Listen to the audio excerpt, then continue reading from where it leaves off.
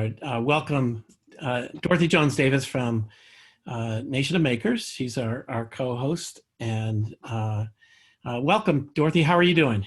Doing well. We're gearing up on next week is the week of making. So we're really excited. 11th through the 17th is the week of making. So we're happy about that. Yeah, and I'll just remind everybody that's on here that Virtually Maker Fair is scheduled for May 23rd. Our call for makers is up on the makerfair.com site. We'd like you to organize sessions like these to help tell people about your projects and to get the word out about all the good work that makers are doing around the world. So, well, again, I'll do another setup here.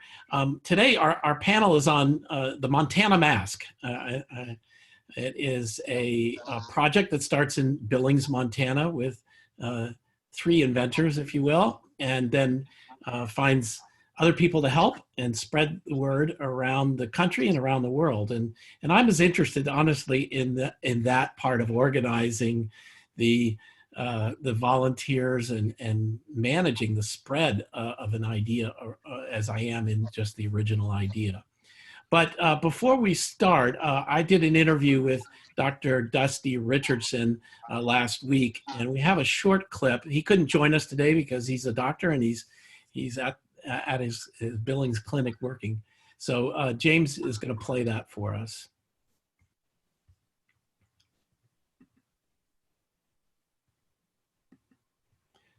I can't hear it, James. We are now instituting a 1 mask per day policy.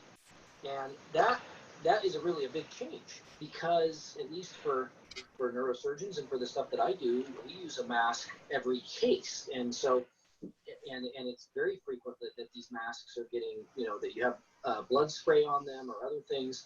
They get soiled and dirty. And so to have a shortage to the point where you only could use 1 mask per day, and they were talking about even at that time using less, I figured we have to come up with a better solution than this. This is 2020. We have technology. We have to be able to come up with something. Well, I started coming up with ideas. I thought, man, we've got to be able to do something better. So this idea just popped into my head that, hey, why don't we use a single surgical mask for multiple uses, but only use a piece of the mask? So I thought of an idea initially and sketched it on the back of a receipt. And then Spencer, Colton, and I have worked together for several years now on lots of projects. And as with most of the ideas that I have, I put something down on a piece of paper and then I text it over to him, and then we start shooting it back and forth. And that's kind of where we started. And okay. Thank you, James. All right, good. I'm gonna unpin you. I think I had to unpin video. Okay. Spencer, let's see. Let me go back to gallery view here, or speaker view. All right, and gallery view. And Spencer, you're a dentist in Montana, and presumably you have some background in a little bit of CAD and 3D printing. And Colton, you're kind of an enthusiast who's learned how to do 3D printing. So you've worked with Dusty Richardson, and you're used to getting texts from him. So talk about what happened when you received a message from him. Yeah. So yeah, I use a mask, every patient as well. And we had talked about the problems and the shortages, but when he texted it, he said, hey, do you think your 3D printer could do something like this? And I'd been using 3D printing in my dental practice for a while. So we got busy, and Colton was very key in using some of the CAD and coming up with designs. He worked tirelessly. Tell him a little bit about your part there, Colt. Yeah, it was a fun process. We all had Dusty had the idea, and we all worked together. We would come up with the design, 3D printed, wouldn't work, and we'd readjust it, wouldn't work, we'd readjust it, wouldn't work, readjust it, get closer. And it was just a fun experience where we all got to work together. And most of the time it was virtually too. Over Zoom, we chatted a lot and discussed ideas. And it was a really fun process. It was a lengthy process, but it was fun. Now, were you were sending back photos or 3D design files or what? Yep, back and forth all the time. We were sending photos, design files, testing out the fit on our faces. Prototypes. Yep, everything was going back and forth. So you were testing it on, I'm sorry, go on. Oh, I think the 3D makers can really relate to this, because you make something and then you have to wait for the product to print and come off right hot off the bed. And Colton had designed one, and it was about an hour into it, and we're already saying, you know, this isn't going to be good enough. We got a better design. So we just abort the print and start the new one. So, you know, it's a super fast process to get prototyping, but it still took a while. Right. Do you have a copy of the mask there? Yeah. Can you walk through us the different parts? You know, can you tell us kind of what the design challenge was? Absolutely. So there's really just two parts, which is kind of important. That's the beauty of it. It's very simplistic. So you've got the mask itself. It's got the loops holders and, you know, fits up to the nose. And then it's got the frame holder or the patch holder. And so it's a press fit thing. So let me grab this is the filters that we put in. So they're just cut. You can get 6 out of a single mask. And you just use the filter patch part. You put it, you know, in like that, and push it through.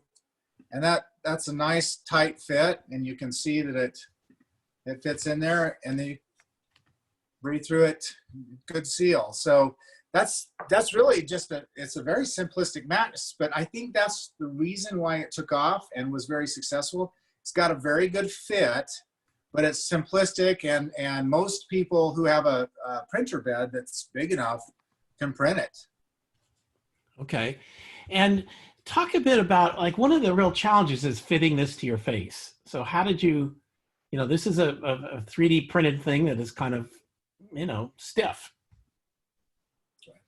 Yeah, the 3D printed version, you know, everyone talks about the N95 rating.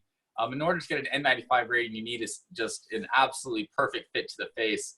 And 3D printing, you know, with the hard plastic, you just can't do that.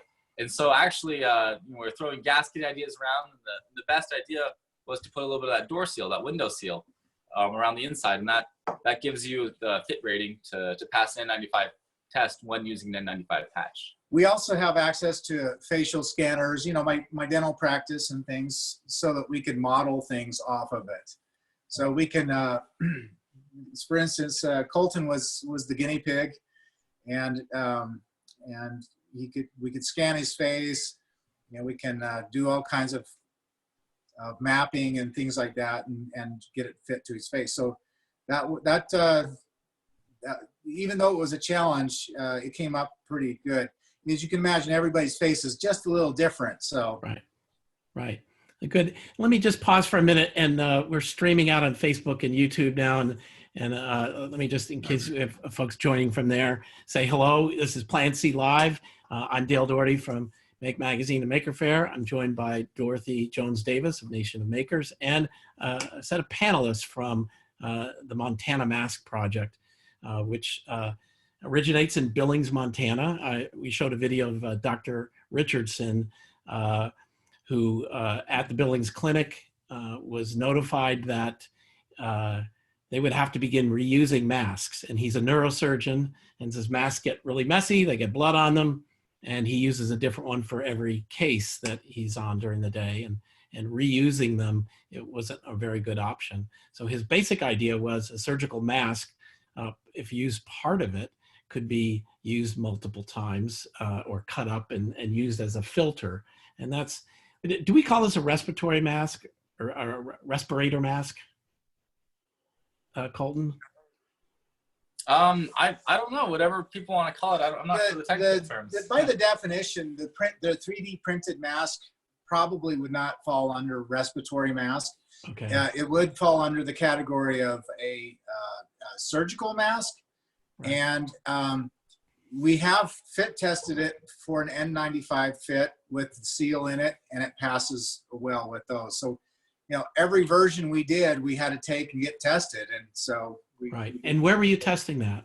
At the hospital? So yeah, we go to the pulmonary lab, and somebody mentioned, hey, what about buildup of CO2? So we're like, wow, we didn't even think about that. Let's go find out. So Colton, the guinea pig, we take him up there. We hook him up to oxygen sensors and CO2 sensors, heart rate, and so forth, and put different materials in there. And he sits there each time for half an hour, each material, to see if there's any changes, and the mask performed favorably.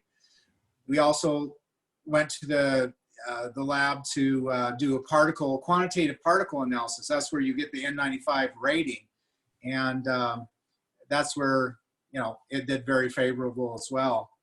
And other tests like bacterial tests and so right. So how is the Dorothy, go on.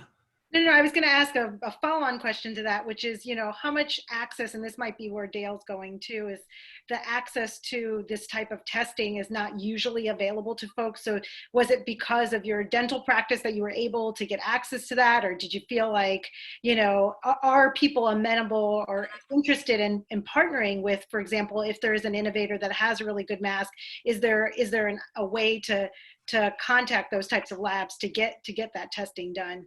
Yeah, so that's a great question. I think the team we put together, the three of us, had contacts, and so Dr. Richardson, being part of Billings Clinic, was able to get us in there. It did help. Yes, it did help having a doctor on the end of your name and getting those types of things. Right. But not always do you need that. We actually used a refinery where they have to do some particle testing. And so we just called them up, and they didn't care if we were doctor or mister. We said, hey, we got a good idea, and explained what we were doing, because the Billings Clinic was so busy at the time. We still needed to perform these tests as we were doing versions. So I think if somebody's motivated to find a place to do these tests, they can find them. Yeah, that's great. I was going to ask, so in rural America, there are a lot of towns like Billings, Montana, that have a medical clinic or a hospital, and they might have the same situation of being out of their supply of masks running out. So when you went and talked to Billings, obviously it helps that Dr. Richardson is a doctor there, but what were their concerns, and how did you get it accepted into that hospital? Okay. Well, early on, we got them involved in the process. So they understood that there was a problem and that this was a viable option. And so, we just presented this is what we have, and these are our obstacles. What makes sense to you? What kind of tests do you need to have done for you to be able to accept this? And they ran it through, and they gave us, and we need to know this, we need to know this and this. And so we set out to do all of those types of testing. So what the bottom line was is it going to be cleansable? Can we wipe it off? Is it going to harbor bacteria? We did a test on that. Is it going to be effective? What kind of testing results are we going to get with the different filter materials? And then how quickly or feasibly can we get these masks? And that's where the maker community really stepped up. Right. Great. One last thing though is it comfortable? Like, will the doctors and nurses wear it? Did you have to sort of get them? It's a different kind of mask than what they've been wearing, right?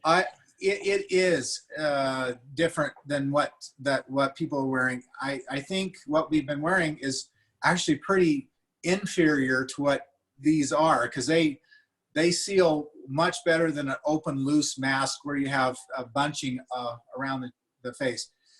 They honestly, they were grateful when somebody was handed a mask. They were just grateful to have something there. I mean, Yeah, that's great. so I don't know. I wear the mask. Dusty wears the mask in every single procedure he does since we came up with it. I wear the mask. We've gone to a injection molded mask, so that's the one I'm wearing currently. But the one with the seal works really quite well, and Right. it is comfortable. Well, two things. After you kind of got the design and you posted the files to a Facebook group, is that right? Yeah, the first place we posted the files, we posted it on my dad's dental website, and then Billings Clinic also was gracious enough to host the files on their website as well. Okay, and then again, Dr. Richardson started on this in the early March, first week of March or something, and then around March 23rd, CNN writes an article about the mask, right? And people start, knocking on your door, right? Oh yeah. The I'm trying to think, the analytics on the website. We recently just got the Google Analytics installed on my dad's dental website, and from that alone, we saw 190,000 visits within just a few short weeks. I think within 2 weeks we hit that, and thousands of people. I mean, it's a dental website, which is kind of cool because normally you don't get that kind of traffic. But it was fun to track the downloads, and then all over YouTube we saw YouTubers that are enthusiasts printing out as well, and we just had tons and tons of emails, and that's when Corie and DeEtte come in and manage that monster of a task. So let's go to Corie now. Welcome, Corie. I really, Corie, you're in Bethesda, Maryland. Is that right? That's it. And give us a little bit of background of yourself. Yeah, absolutely. So I think I was definitely drawn to this. My husband is a physician for the United States Air Force. And so luckily his hospital here at Walter Reed, they had plenty of PPE, but my husband was actually stationed with DeEtte's husband, and they were physicians together. And as we were talking about this, we just thought, we've got to do something. I mean, DeEtte's husband was going to be testing for COVID patients, and we thought this isn't okay to have our people on the front line not have what they need, and to have people, kind of suffering in this way. And so we thought, okay, we need a really good idea. And Facebook, as funny as it is, it's kind of been the epicenter of a lot of this, because there was a site where Dusty Richards, Dusty's wife, posted on it's like a physician spouses page and said, hey, my husband's made this awesome file if you want to make it. And DeEtte saw it, and DeEtte cut me off if I say this wrong, but she says, wow, this is a really good idea. This is the only idea that we had tossed around. We had an initial Google Doc. I think all beautiful bands are started in a garage, right? And all awesome maker communities start on a Google Doc. So we had this Google Doc, and we're throwing up all these ideas, and Colton and Spencer and Dusty's design, we thought, wow, that's something. It's simple. It can be made. It has legs. We could actually bring that. So we turned back to Facebook, and we kind of started building this idea. And I went back and I just typed in 3D printer site, 3D printer groups. And I clicked, and I tried to add all the groups, because most of them were kind of closed. You got to be like a thing to be a part of them. So I clicked in, and I said, hey, I'm a poser in this place because I don't have a printer myself, but will you guys try the file and just see if it works, see what you think?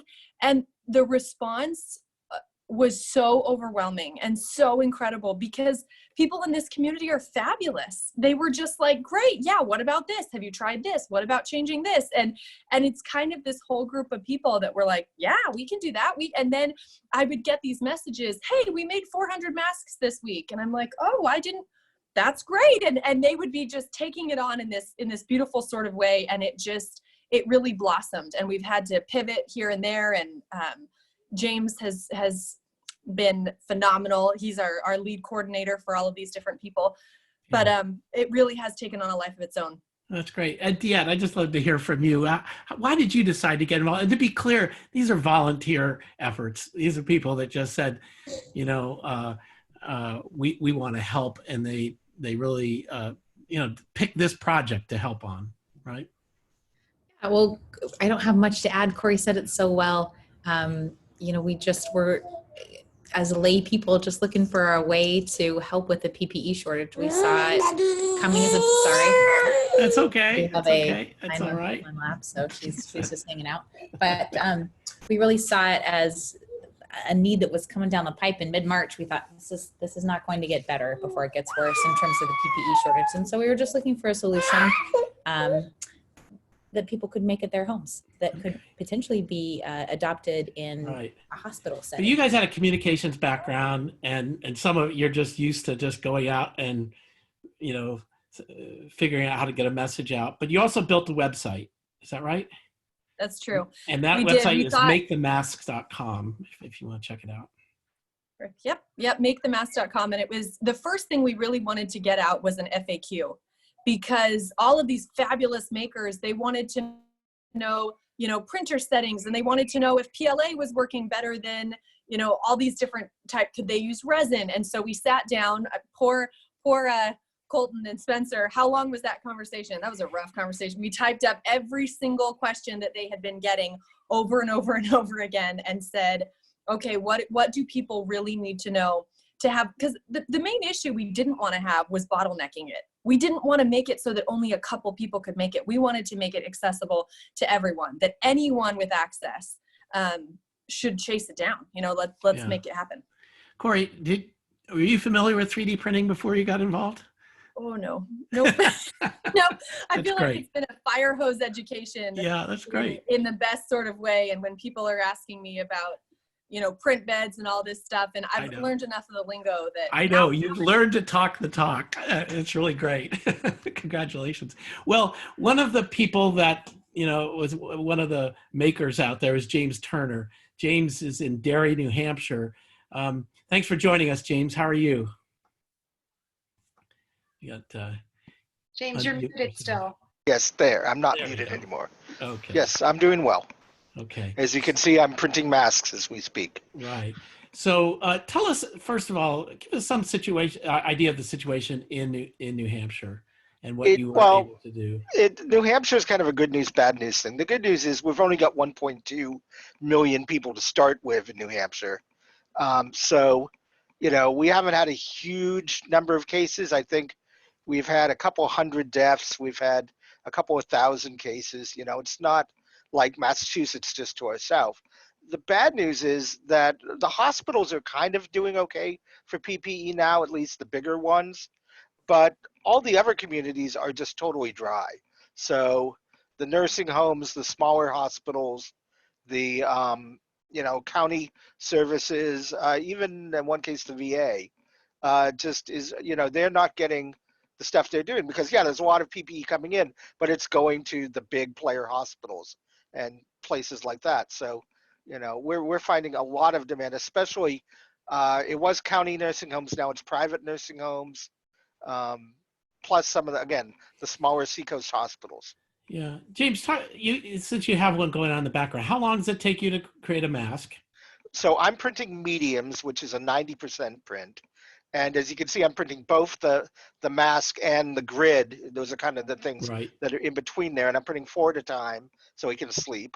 And it takes about 8 hours to print those 4 masks.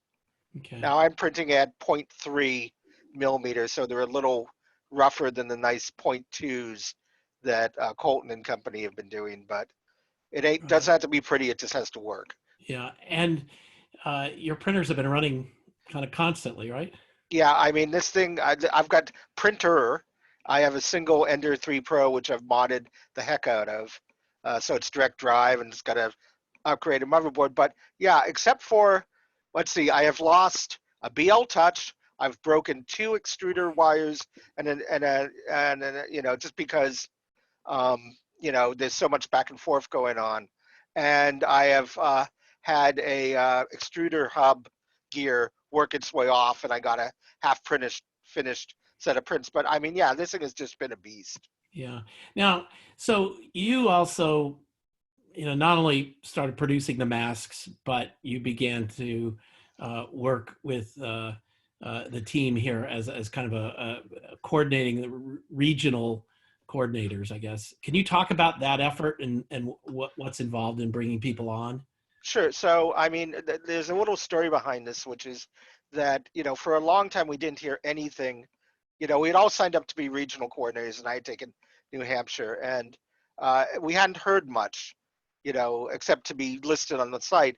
And then we got an email from Corie, and Corie, as all great things, this all came out of a mistake, which is that Corie didn't do a BC, she did a CC. So we all started, yeah, you did it too, didn't you? I did. I copied and pasted, and instead of just BCCing everybody, I copied everybody, all the local coordinators on one email, and it was like, yeah, it was I'll like get what to know always each other. happens. explosion. It was awesome. Yeah, at least you didn't get a whole bunch of please unsubscribe me's. Yeah. We have one of those going around at work right now with 14,000 people on it.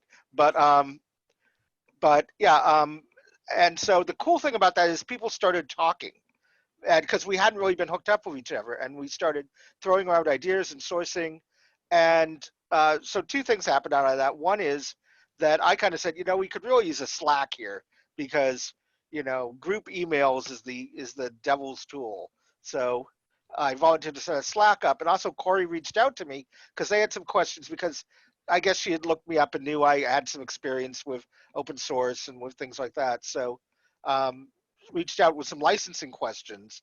And so I kind of said, well, I will, I've done other things. I've run a charity and things like that. So I said, I can kind of step up and, I like to organize things, so I can organize these folks. And largely what that has involved so far has been a combination of setting up the Slack, getting some standardized things like a standard letter that can go out with it, with the mask. And kind of the other big thing is we have so many people contributing ideas about modifications. But again, there's this dynamic that we also have to not drift too far from what the mask is, or we lose all the validation of all this testing. So it's like, okay, yes, you could put bigger eyelets on the mask, and that's not going to have a problem. Things that don't change the facial seal or don't change, the basic things that were tested are fine. But so I've kind of had to have this role of working, first of all, to get all the designers to work together each other to say, hey, Dan, that's a great design you've got for, eyelets. But, then we've got, I'm going to remember who it was. Jay Scott has this great, relief, and he's putting size letters. Can you guys make your design files, live together, and get both these features in? And then Yeah. I also worked a little bit to run it by the designers. Yeah, it's interesting, this evolution of a design. It just like from different parts. And I think one of the things I learned from talking to Corie on this that, I hadn't really thought about was, on one hand, it's the maker's way to tweak and tinker and maybe see a way to improve it. But going back to the origin of it is Colton and Spencer and Dusty had tested it at the hospital so that it passed certain tests, and they could say if it was made according to spec, it passed that. So when you begin changing the design, you have to either repeat those tests or say that it doesn't conform originally. And so there is a level of control that's needed there that I hadn't really, I really hadn't thought about previously. Right, and in fact, what we've got now up, we're now using GitHub as our kind of repository of design files. And there's some mutant designs which aren't called the Montana mask that are in there. But Right. the Montana mask one, the version that's in there is one that we sent back to all the original inventors and had them print and look at and agree that A, it was better than what was out there for to begin with, and B, that it didn't change things enough that it invalidated the testing. Right. So that's actually the official mask now. So that's the version 2, is it? Yeah. We're not actually calling it the version 2. Well, I think it says so on the website, but there's also it's complicated. It is the official Montana mask of the Right. moment. Right. If you're Dan, gonna print Dan one- Robles, if I could bring you, I'm sorry, Corie, go on. Oh no, I was just gonna say, if you're gonna print one, that's the one. Colton Yeah. looked at it. Colton and Spencer printed it as soon as all of these makers kind of came together and said, "This is it." Yeah. Colton printed it and said, "It's a beauty. It's Yeah. the one." That's great. Dan Robles, you, if you join us here, you're from San Diego. You began printing the masks, and then you began to look at modifying the design. Can you talk a little bit about that? Right. Well, at first when I started printing, it was just to get some into the hands of friends and family that are in healthcare, and that was back in like the middle of March, and we very quickly realized the great need that we had in our town. And we started printing them and getting more people involved. We did some fundraising and bought more machines that we're going to be donating later on to a school that doesn't have 3D printers. And eventually we hit a choke point where we were having trouble sourcing some of the essential materials that we needed, like elastic. So when you guys were talking about the eyelets, when we did that in San Diego, that actually came out of a necessity because we were unable to source some of the common around 1/4 inch or 6 millimeter elastic that most people were using, and had access to a lot wider elastic. And that was plentiful and easily to acquire. So we bought a lot of that up when kind of like in the later part of March to distribute masks, but we had trouble fitting it into the eyelets. So we made that modification and we were able to use some of that wider elastic, and it worked really well also when we shrunk the mask down to those 90% or even 80% sizes. Mm-hmm. And what's your background, Dan? I'm a mechanical engineer. Okay. I teach at a high school. We teach CAD/CAM. We teach some product design and machining as well. Mm-hmm. And where were you making the masks? Where were you 3D printing them? In my living room. In your living room. That's Yeah, good. yeah, I had a lot of kids. You know, I tried getting some of my robotic students involved. I do FIRST Robotics. A lot of those kids are always very gung-ho about doing things to help out in the community. And a lot of them were asking about getting on campus to use some of the equipment there. And some of them now have in their homes some of the recently purchased 3D printers, and they're helping us print themselves. But yeah, for the most part, we're all printing from home. It's a little bit of a shame that we can't get onto our campuses, because I know tons of people in Southern California, and I'm sure lots of other places where we have a lot of 3D printers and laser cutters in our maker places and shops at schools, but those are shut down right now. Yeah. That's a reoccurring theme, definitely. It is. Access, and I mean, I really wish we could figure a way to liberate all the equipment. Yeah. Although interestingly, I just got contacted today by a CTE person from the southwestern part of New Hampshire who has 6 printers, and they're going in every day and are printing. Oh, So, wow. and then they're going to be doing probably about 250 masks every 2 weeks, I would guess. Right. Wow. Right. Yeah, so the last question I was going to ask Dan was just what kind of volume are you producing? Myself personally, with the printer that I had, and actually San Diego State, one of the local universities has an engineering program, and we have a partnership from my school at Kearney High School where we try to funnel a lot of our students into that engineering program, and I know some of the professors over there. So I'm currently running 11 printers in my living room, and much like a lot of San Diego and Southern California real estate, everything is vertical on storage racks in my living room because I don't have a whole lot of. I was going to say, how big is your living room in San Diego? Please send me a picture. I'd like to Yeah, see. I will. Personally, in our living room, we're putting out about 30 to 40 masks a day. And those are ranging in sizes between the mediums and extra larges. And then I have consistently another 6 people around San Diego that are also printing in their homes and offices that are adding to that volume. When you're done with a mask, how do you distribute it?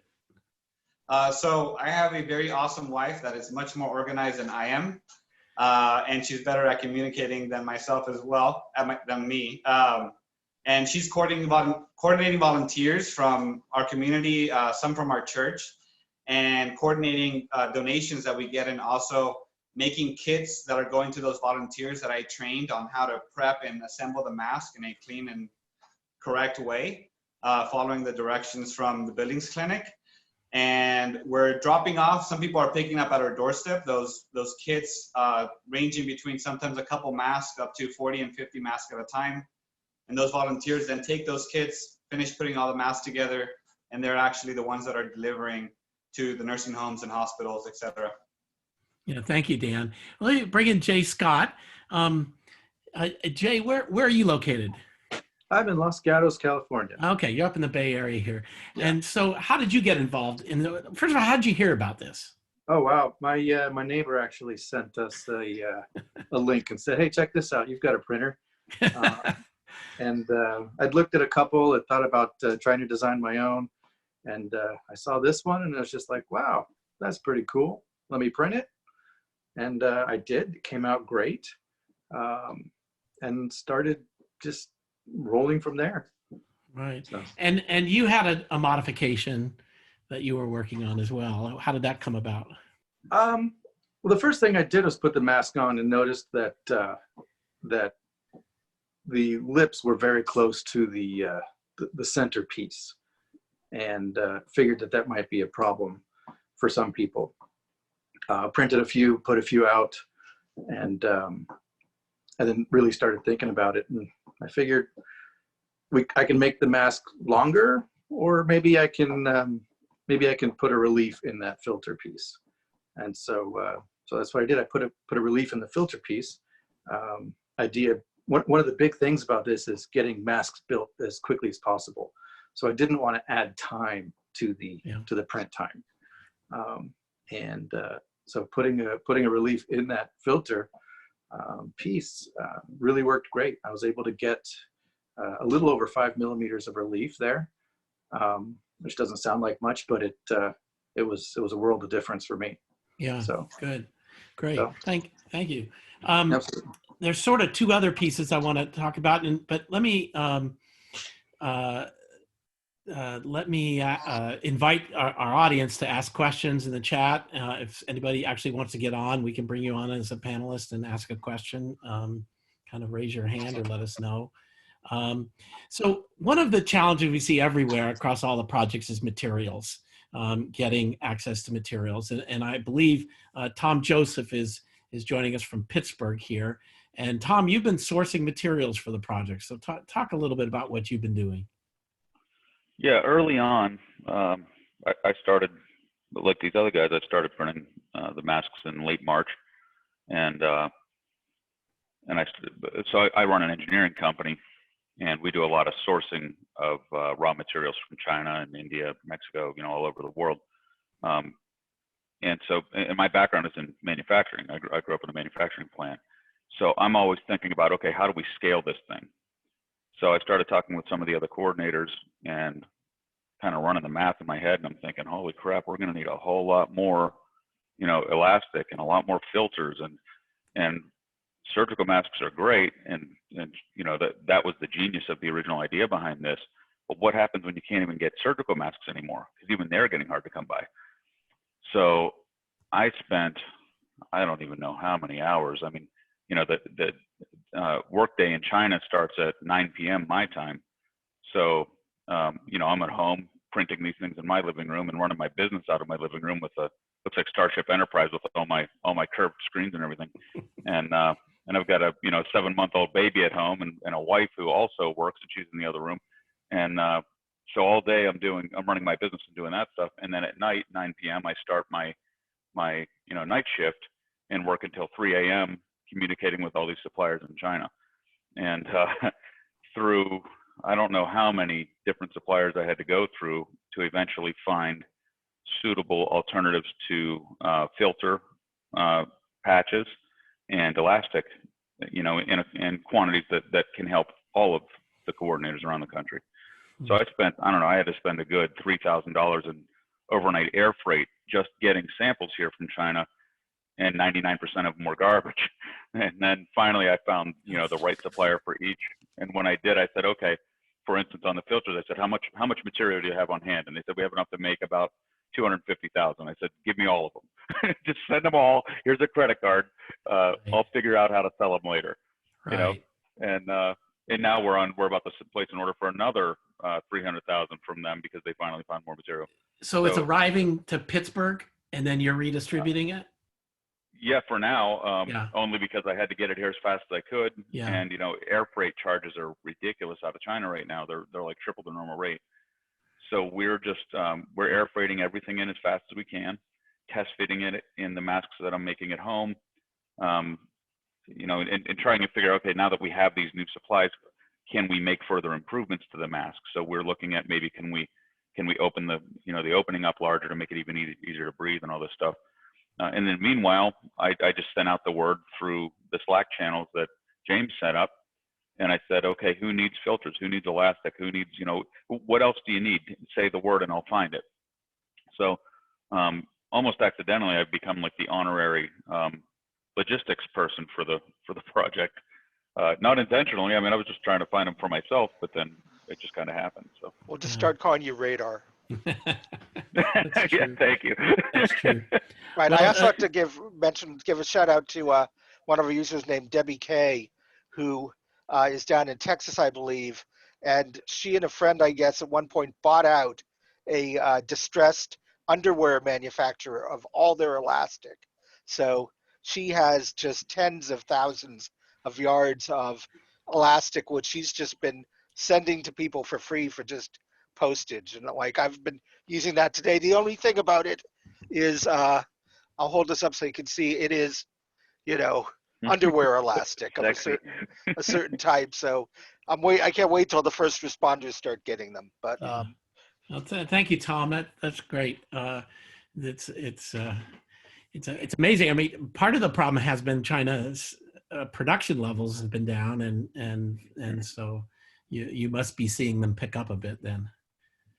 Well, it's interesting that they're not even allowed to export filters and mask making materials. So they're having to smuggle the stuff to me and call it other things. So they'll call it, you know, cotton pad or a sanitary swab or something like that. One of them called it. Oh. So they're renaming it and finding creative ways to get it out of the country. But whatever, we need it, and they're hoarding. So well, good. Well, they're able to hack their system. That's good for us, I guess. Right. So a question came up in here, and I was about where I was going to go to next. Is, you know, can this design be manufactured in other ways than 3D printing? And I think Spencer, you are working on injection molding, right? You mentioned it earlier. Yeah, we actually tooled up with a local company here in Montana, and injection molded, started that process.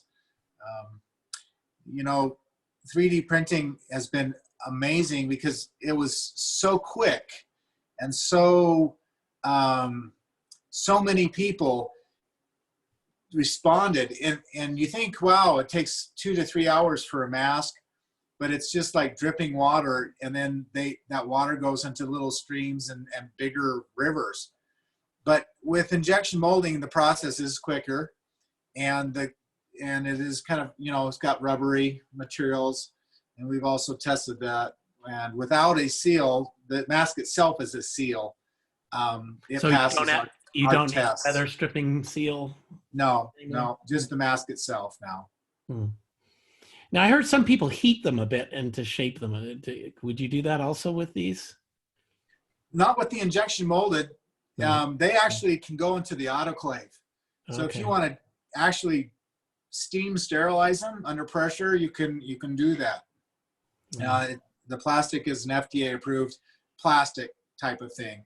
The mask itself is not FDA approved, but it is the plastic. Yes. They look, you know, if they were black, they look like they'd be designed for a Star Wars convention with Darth Vader.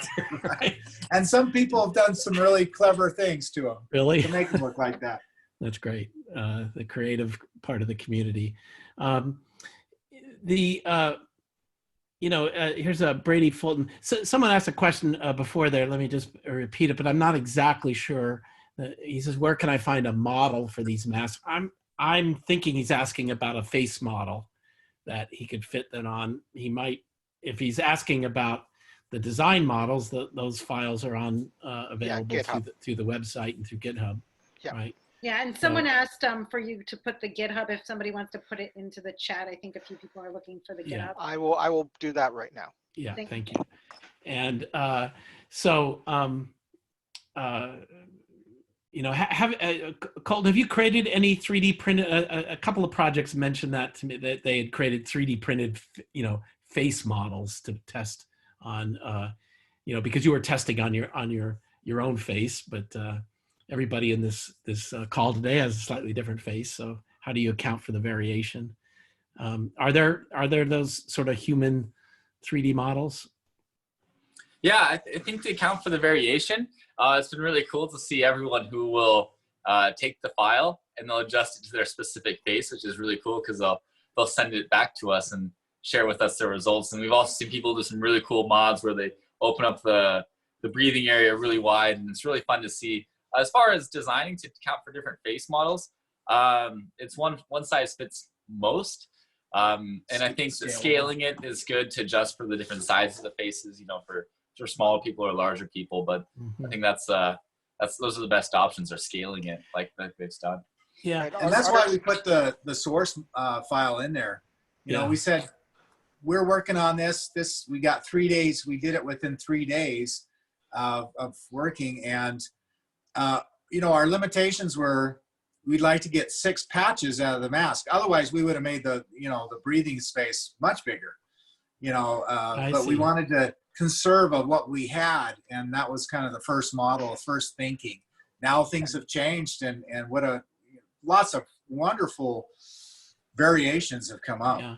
Right, Well, and in fact, that's what I say. We're going to be running by the original, you know, blessers of designs, a new design that's designed to work with these KN95 patches, which are bigger and oval. So expect us to be in touch with you guys. Yeah, Very cool. But I think this is what fascinates me, and I'd love to get the word out, is this is a genuine organic innovation process, connecting people from all over the country here.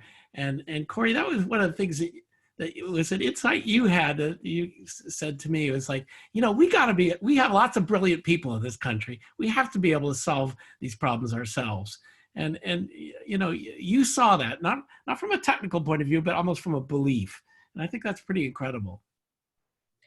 Absolutely. I think American ingenuity is so unharnessed. You know, it's been funny dealing with all these things, and I'm sure James can speak to this too, is that, you know, as we were dealing with all of, you know, the legal team and this and this and this, I think let's just get out of our own way and really solve our own problems. You know, you got all these people that are so capable, and you say, this is a problem. Great. You know, one day later, I've got, you know, 4 different renditions and people are solving their own problems. And my hope is that after all of this COVID business is kind of said and done, we've kind of proven to ourselves that we are the American Brain Trust. Yeah. We can come together and say, we don't need any other country to bail us out. We don't need anyone else to solve our problems. We, as makers and as people, and whatever your skill set happens to be, we come together and we solve our problem in America as Americans. So it's been so fun to meet all of these fabulous people and say, hey, no, we're a team in this. Yeah. So there's a kind of good question from Brady. I'm going to interpret it a little bit here, but in some ways, this mask, you know, is generated because of shortages, right? It's a replacement mask. And a lot of the things we've seen initially are last resort options kind of thing. It's like, if you don't have a mask, this is better than nothing. You know, when the CDC says you could use a bandana or a scarf, if you don't have anything, and that's not a very good option, that there are better options. But is there a sense, Spencer, that people might actually get to like this mask and think of it favorably over the masks they've been using? Yes, and in fact, let me quickly tell you that our Montana Dental Association purchased 3,500 Montana masks and gave them to all their dental offices, assistants, hygienists, and said, here's your masks, here's some patches, and now we can go to work, because the governor didn't want to let us go because we're using up the PPE, right? And so we've been getting feedback like, this is my mask. And in fun things like they're putting little beads on them, or, you know, they're decorating them. This is my mask, and this is my mask for months or maybe years, or this is the way it's going to be. And so I can kind of see that this might be a little more future. Obviously, we need to change a few things. I think breathability, you know, opening up the port a little bit more would be fantastic. Yeah. But I do see it as something that may be sustainable, and because it's reusable, that we're being good on monitoring our supplies and letting everybody have masks, but still getting back to work. Yeah. Yeah, I think it's interesting, the idea that also that you have something that is reusable, right? So I think there is, like, you know, right now we're not thinking as much about like stewardship of the earth, right? Like we're thinking about that less because we're so focused on obviously the tremendous problems at hand. But I think it has brought up sort of, you know, usage and how we use different types of PPE. I know in other countries, for example, gowns are reused, and that's not something we do in the United States. And so I think it's kind of interesting to see how an evolution towards a, for example, 3D printed mask or an injection molded mask like the Montana mask could actually change the mindset of, oh, well, you know, instead of throwing away the entire thing, I'm just throwing away this one filter and then replacing it. And then the idea also that something could be customized for you and personalized to you. Actually, you know, we all like personalized things. It makes us happier when we go to work and something's personalized just for us. And I think while you were talking, I was just thinking about, you know, the mindset that you know, creates for people, especially in a time like this when there's so much, you know, sadness going around, right? Like it's nice to have something happy, right? So I think there's a lot of upside to that. So thank you for sharing that. Yeah. To that end, we probably want to do our big announcement before. Yeah, please do. Please do, So, James. Corie, you can do it if you want, because you've kind of been. Nope. So it's all you, man. All right. So one of the issues that came up with some of our makers who have been modifying it or want to, in other ways, design things around it. Somebody wanted to design a tool to do custom fitting and things, but there was a question of intellectual property around it. So what we have come up with is we looked at a bunch of different options. And what we decided is that the design itself is going to be released. In fact, it just was released because I uploaded the license file under the GPL v3, which has two benefits. One is anyone can print it, anyone can modify it, as long as they give us back, you know, their improvements so we can incorporate them. You can charge for it if you want to charge for it.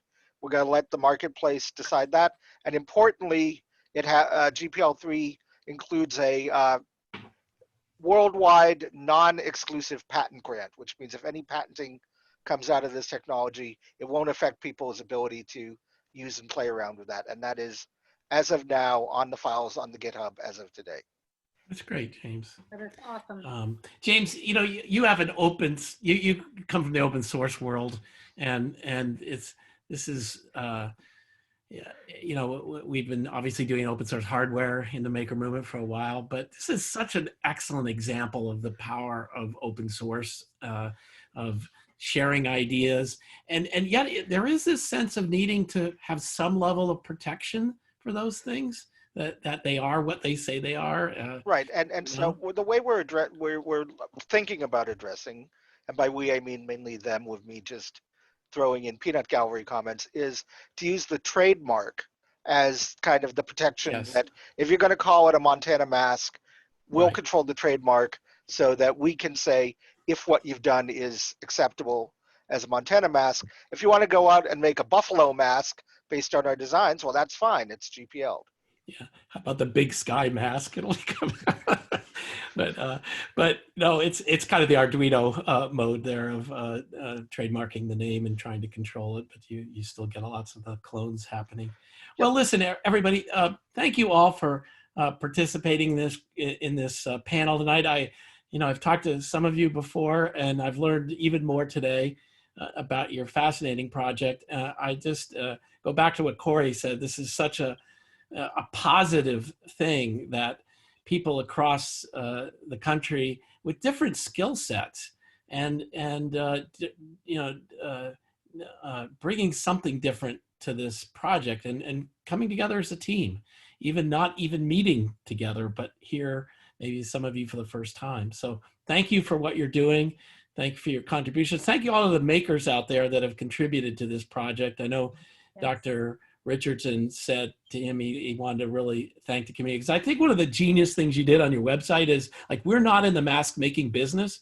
You know, that's what we want others to come in and do. You understood the basic principle, like, of spreading this was more important than controlling it. And that's why I think Montana Mask has become kind of a brand name in DIY PPE, if you will. Right. So thank you all, and thank you for everybody attending. Okay. Thank you. Thank you all, makers. Thank you. Here. Have a happy week of making next week, week of Thank you. making. And just another reminder to get your virtually Maker Faire idea in for week of making so that we can have an amazing celebration of all the things that you guys are doing. Thank you Thank for you. being on. Wonderful.